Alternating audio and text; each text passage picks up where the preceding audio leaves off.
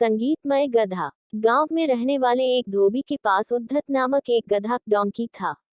धोबी गधे से काम तो दिन भर लेता, किंतु खाने को कुछ नहीं देता था। हाँ, रात्रि के पहर वह उसे खुला अवश्य छोड़ देता था, ताकि इधर उधर घूमकर वह कुछ खा सके। गधा रात भर खाने की तलाश में भटकता रहता और धोबी की मार के डर से सुबह सुबह घर वापस आ जाया करता था। एक रात खाने के लिए भटकते भटकते गधे की भेंट एक सियार से हो गई। सियार ने गधे से पूछा, मित्र, इतनी रात गए कहाँ भटक रहे हो? सियार के इस प्रश्न पर गधा उदास हो गया।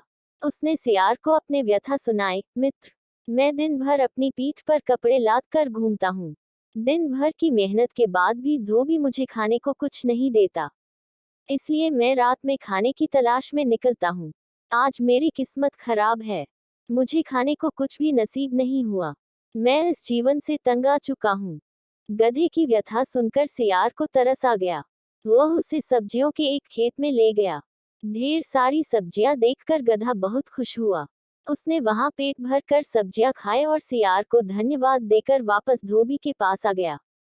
उस दिन के बाद से गधा और सियार रात में सब्जियों के उस खेत में मिलने लगे।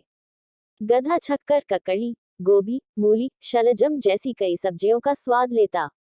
धीरे धीरे उसका शरीर भरने लगा और वह मोटा ताजा हो गया। अब वह अपना दैक भूल कर मजे में रहने लगा। एक रात पेट भर सब्जियां खाने के बाद गधे मदमस्त हो गया। वह स्वयं को संगीत का बहुत बड़ा ज्ञाता समझता था। उसका मन गाना गाने मचल उठा। उसने सियार से कहा, मित्र, आज मैं बहुत खुश हूँ। इस खुशी को मैं गाना गाकर व्यक्त करना चाहता हूँ। तुम बताओ कि मैं कौन सा आलाप लूं? गधे की बात सुनकर सियार बोला, मित्र, क्या तुम भूल गए कि हम यहाँ चोरी छुपे घुसे हैं? तुम्हारी आवाज बहुत कर्कश है। यह आवाज खेत के रखवाले ने सुन ली और वह यहाँ आ गया तो हमारी खैर नहीं, बेमौत मारे जाएंगे। मेरी बात मानो, यहाँ से चलो। गधे को सियार की बात बुरी लग गई। वह मुंह बनाकर बोला, तुम जंगल में रहने वाले जंगली हो, तुम्हें संगीत का क्या ज्ञान? मैं संगीत के सातों सुरों का ज्ञाता हूँ। तुम अज्ञानी मेरी आवाज को कर्कश कैसे कह सकते हो? मैं अभी सिद्ध करता हूँ कि मेरी आवाज कितनी मधुर है। सियार समझ गया कि गधे को समझाना असंभव है। वह बोला, मुझे क्षमा कर दो मित्र, मैं तुम्हारे संगीत के ज्ञान को समझ नहीं पाया। तुम यहाँ गाना गाओ, मैं बाहर खड़ा होकर रखवाली करता हूँ। खतरा भांप कर मैं तुम्हें आगाह कर दूंगा। इतना कहकर सियार बाहर जाकर एक पेड़ के पीछे छुप गया।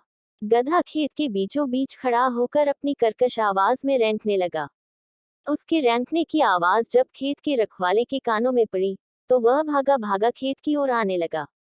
सियार ने जब उसे खेत की ओर आते देखा तो गधे को चेताने का प्रयास किया, लेकिन रेंकने में मस्त गधे ने उस ओर ध्यान ही नहीं दिया।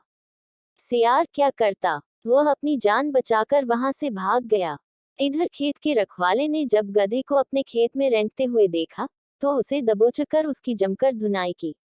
गधे के संगीत का भूत उतर गया और वह पछताने लगा कि उसने अपने मित्र सियार की बात क्यों नहीं मानी।